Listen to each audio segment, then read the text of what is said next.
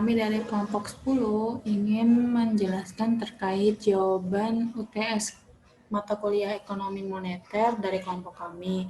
Kelompok kami terdiri atas saya sendiri, Anaya Matul Wahida, NIM H1418.008, Gusti Uswatun Hasanah, H141810, Arifah Fajrina, H141837, Reza Septiawan, H141841, Alfika Yuliana Puspita, H141846, dan Fatia Diauha, H141877.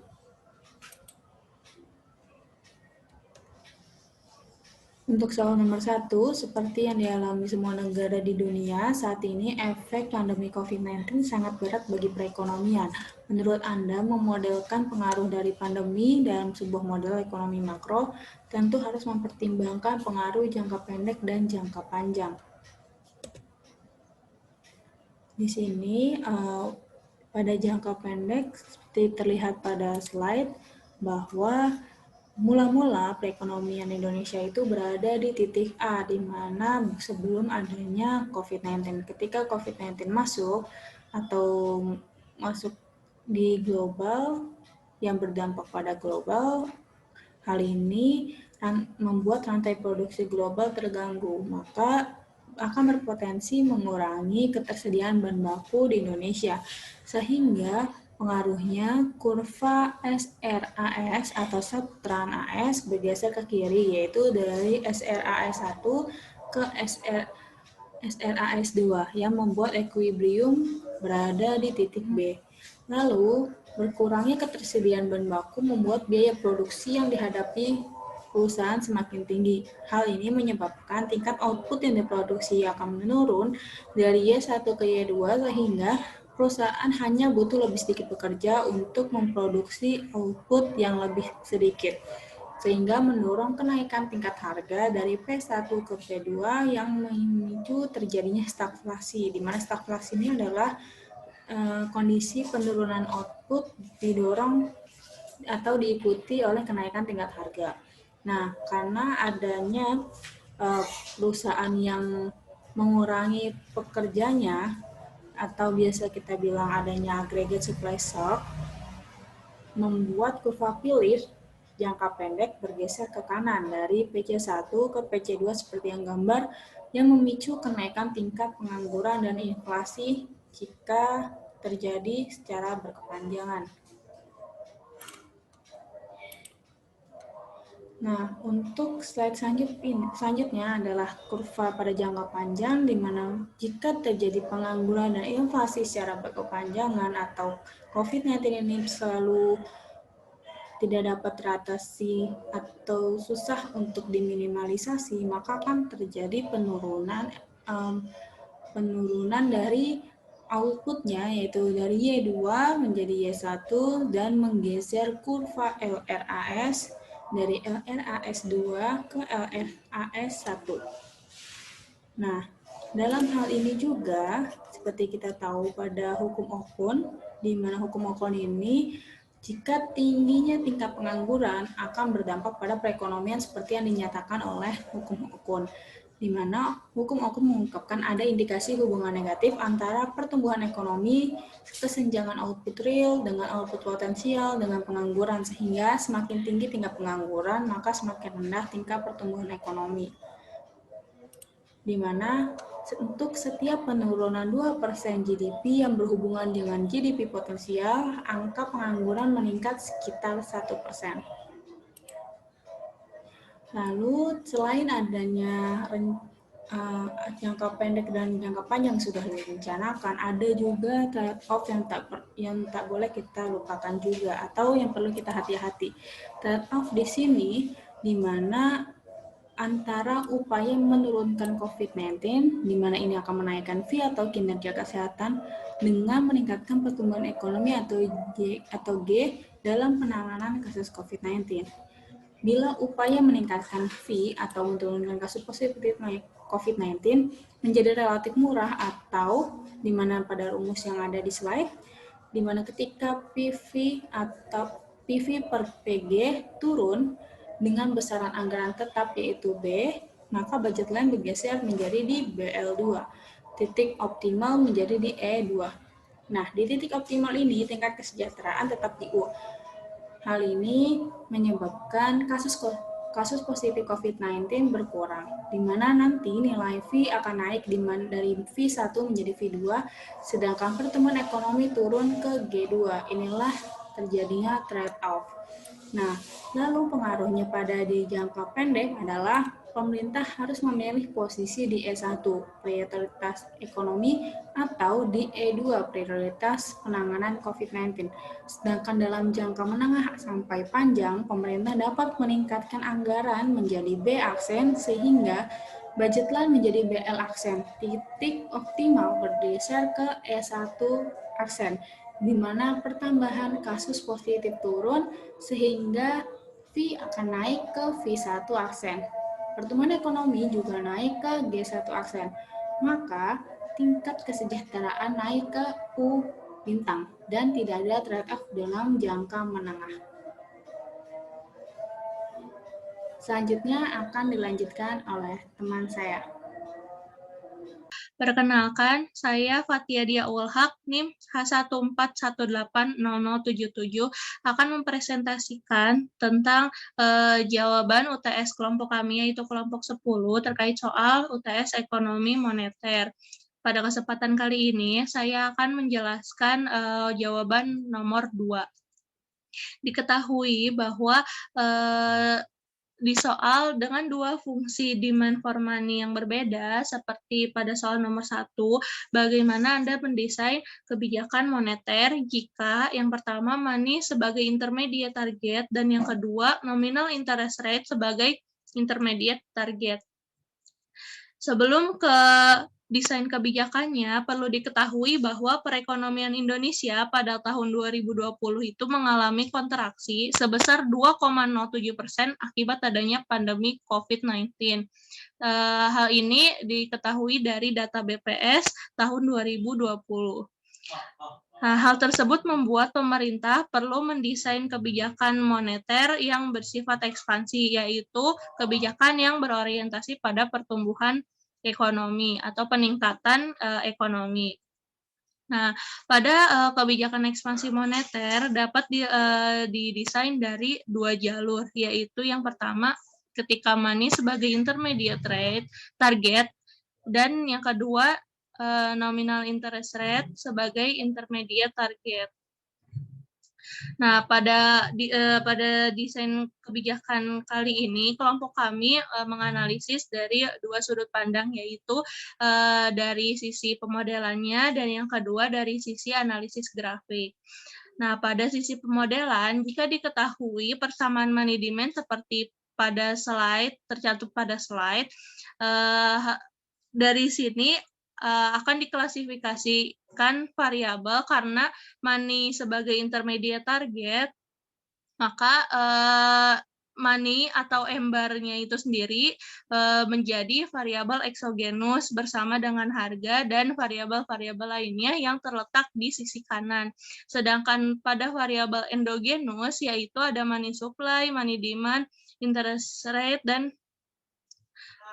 dan variabel-variabel lainnya yang terletak di sisi kiri persamaan.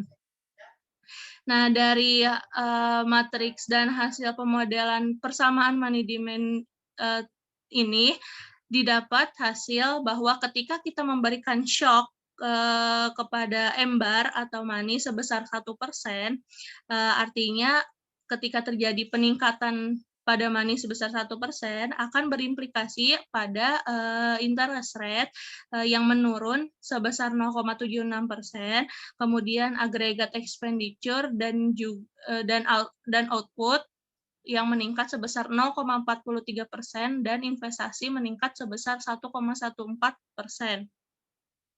Nah, sedangkan secara grafik, menurut teori liquidity preference dari buku Menkyo diketahui bahwa jika kita meningkatkan money supply akan menyebabkan penurunan pada tingkat suku bunga yang akan berimplikasi pada peningkatan investasi. Nah, dari hasil ini, dari analisis ini dapat kita simpulkan bahwa hasil pemodelan pada persamaan yang diketahui ini hasilnya berbanding lurus dengan hasil analisis grafik pada teori liquidity preference. Oleh sebab itu, dapat disimpulkan bahwa jika kita membuat money sebagai intermediate target pada kebijakan ekonomi moneter akan berimplikasi pada peningkatan investasi dan juga peningkatan output.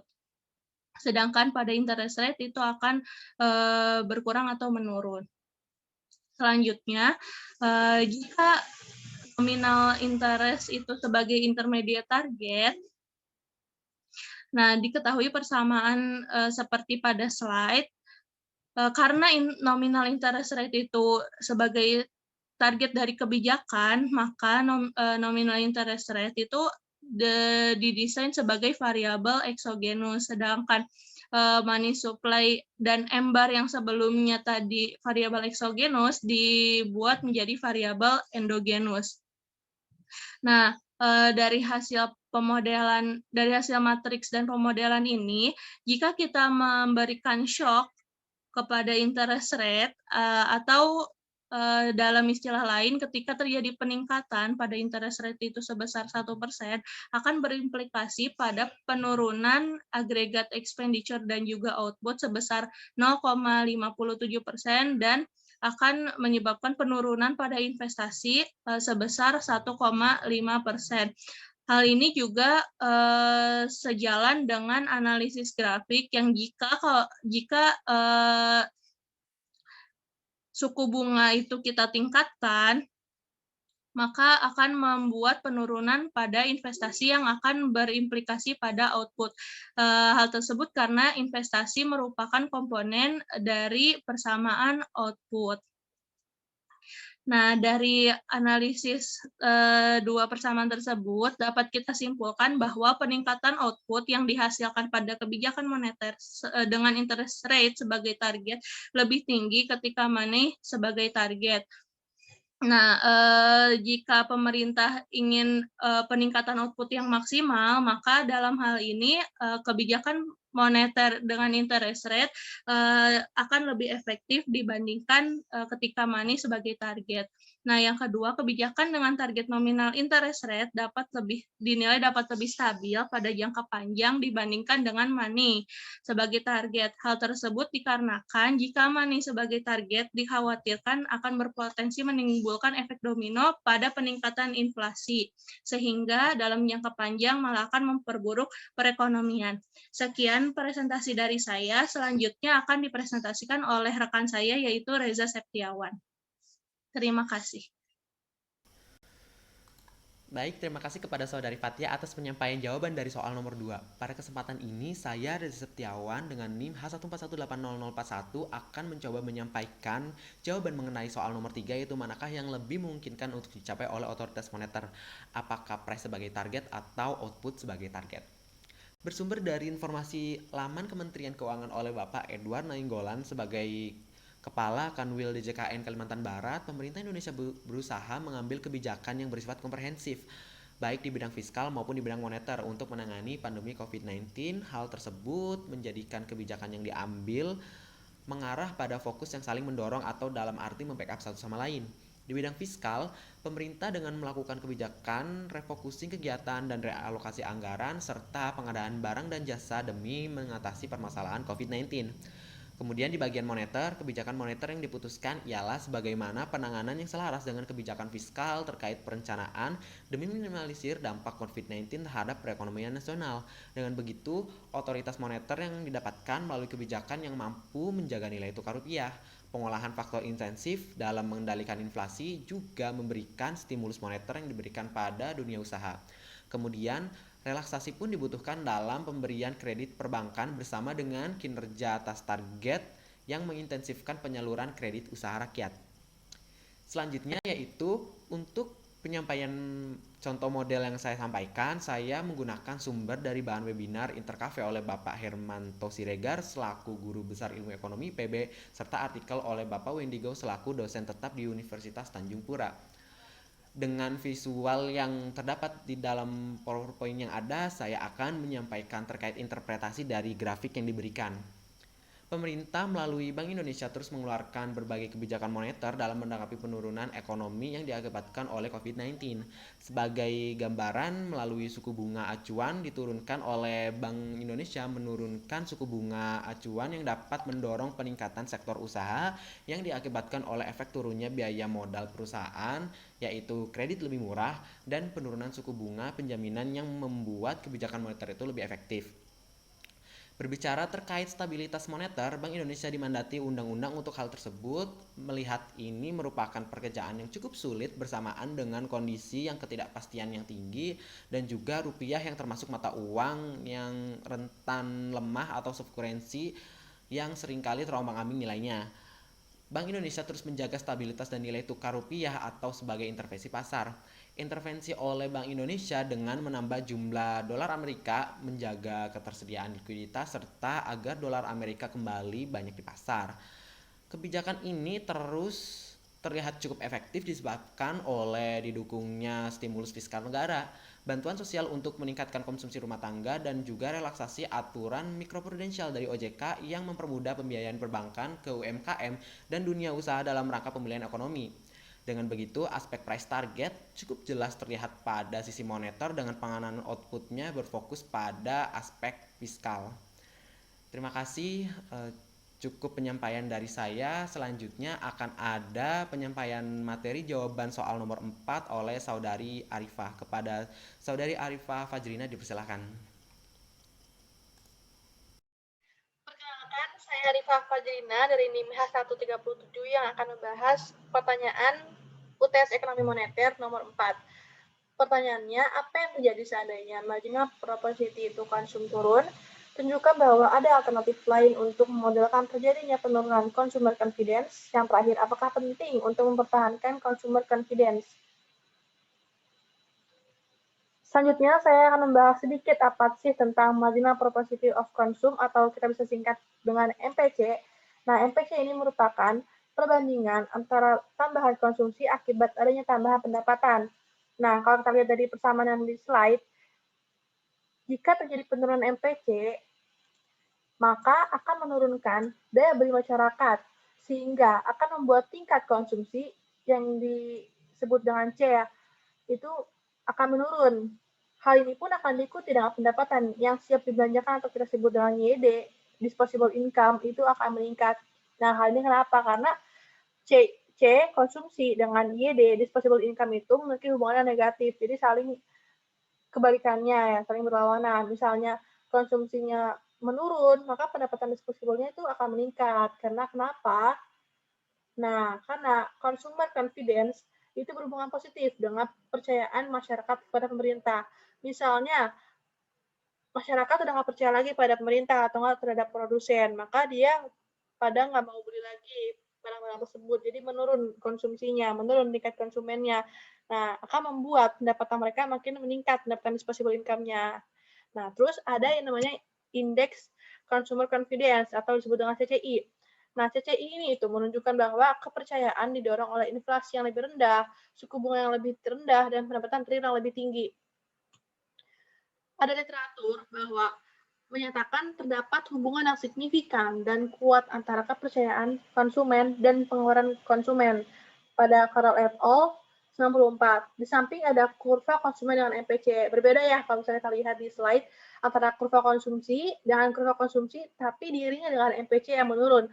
Kalau misalnya kurva konsumsi saja itu C dan Y-nya berhubungan positif gitu, meningkat semuanya. Tapi kalau misalnya kurva konsumsi dengan MPC menurun, dia lama-kelamaan ketika di titik Y3 itu nanti MPC-nya menurun dan juga Y-nya meningkat tapi C-nya menurun. Seperti itu kalau misalnya diri dengan MPC.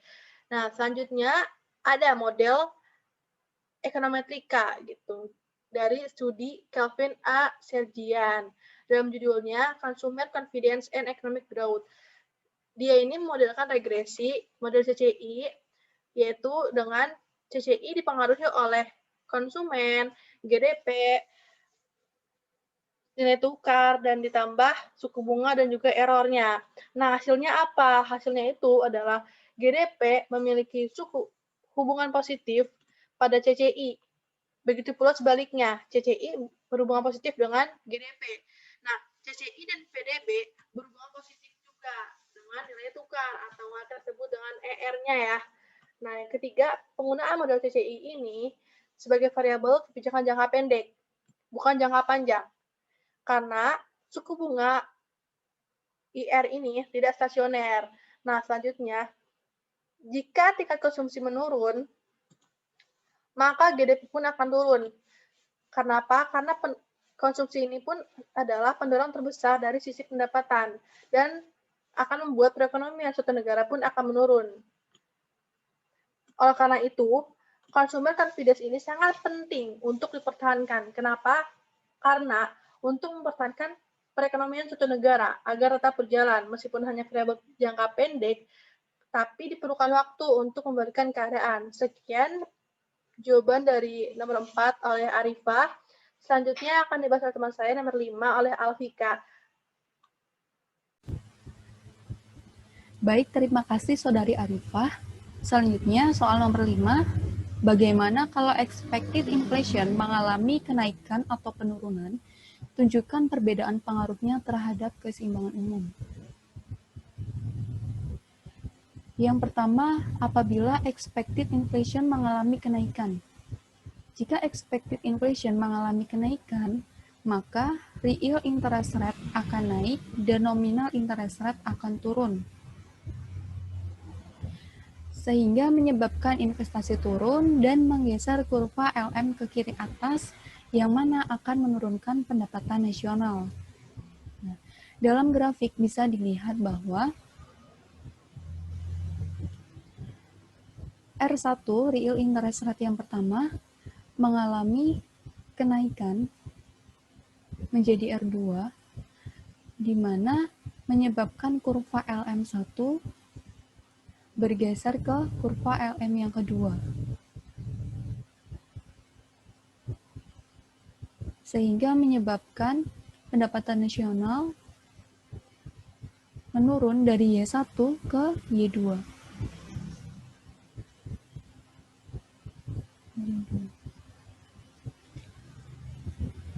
Selanjutnya, poin yang kedua, apabila expected inflation mengalami penurunan. Jika expected inflation mengalami penurunan, maka real interest rate akan turun dan nominal interest rate akan naik, sehingga menyebabkan investasi naik, di mana investasi naik akan menggeser kurva LM ke kanan bawah yang akan meningkatkan pendapatan nasional. Nah, dalam grafik ditunjukkan bahwa real interest rate dari R1 mengalami penurunan menjadi R2, kemudian menyebabkan kurva LM1 bergeser ke kurva LM yang kedua, di mana mengakibatkan pendapatan nasional meningkat dari Y1 ke Y2. Seperti itu. Kemudian untuk soal nomor 6 akan dijelaskan oleh Saudari Usi. Terima kasih. Selanjutnya, saya Usi Suatunasana akan mencoba menjawab pertanyaan nomor 6 dan nomor 7. Pertanyaan nomor 6, apakah keringanan pajak diperlukan untuk mengurangi dampak COVID-19 dan dilema apa yang terjadi? Pandemi COVID-19 mengakibatkan daya beli serta tingkat konsumsi masyarakat menurun akibat adanya penurunan pendapatan pada masa COVID-19. Tingkat konsumsi masyarakat yang menurun ini tentunya mempengaruhi economic growth, bagaimana persamaan Y sama dengan AE sama dengan konsumsi, di mana konsumsi dipengaruhi oleh pendapatan dan teks, ditambah dengan investasi, ditambah dengan pengeluaran pemerintah, dan ditambah dengan net ekspor. Dengan adanya kebijakan insentif pajak yang diberikan oleh pemerintah yang diatur dalam PMK nomor 44 tahun 2020 tentang insentif pajak bertujuan untuk meningkatkan atau mengembalikan tingkat konsumsi serta daya beli masyarakat yang sempat turun akibat pandemi, sehingga pertumbuhan ekonomi akan membaik. Dengan transmisi COVID-19 mengakibatkan penerimaan atau pendapatan masyarakat turun sehingga tingkat konsumsi serta daya beli masyarakat turun. Lalu dengan adanya kebijakan insentif pajak diharapkan dapat mengembalikan atau meningkatkan daya beli serta tingkat konsumsi masyarakat yang akhirnya dapat menjaga atau memperbaiki perekonomian ekonomi Indonesia yang terdampak pandemi. Next. Namun kebijakan ini menjadi dilema sebab dapat menyebabkan penerimaan negara dari pajak menurun. Sedangkan pengeluaran pemerintah pada saat COVID ini meningkat dalam upaya untuk penanggulangan pasca pandemi. Hal ini tentunya dapat memperlebar defisit anggaran akibat peningkatan utang untuk menutupi kekurangan dari pendapatan pajak. Dengan transmisi, kebijakan penurunan pajak dapat menyebabkan penerimaan negara menurun, lalu bermuara pada defisit anggaran yang semakin luas atau semakin lebar. Next.